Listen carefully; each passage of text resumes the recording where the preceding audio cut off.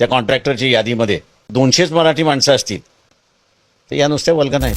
उद्धव ठाकरे यांनी एवढी वर्ष तुमच्याकडे महानगरपालिका होती आणि दर वर्षाला तुम्ही असणारा सर्वसाधारणपणे 80,000 कोटीचे कॉन्ट्रॅक्ट्स देतात. हे 80,000 कोटीचे कॉन्ट्रॅक्ट्स तुम्ही किती मराठी माणसाला दिले त्याचा आकडा फक्त बाहेर पडला. का जोपर्यंत तुम्ही राज्याच्या लोकांना पुढे आणत नाही तोपर्यंत तो पुढे राहणारच नाही.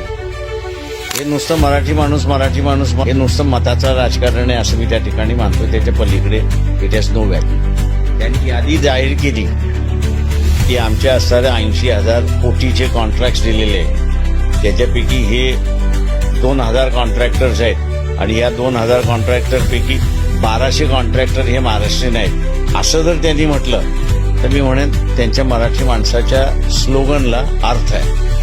पण तेच 2,000मध्ये फक्त 200च मराठी माणसं असतील त्या कॉन्ट्रॅक्टरच्या यादीमध्ये तर या नुसत्या वल्गना आहेत.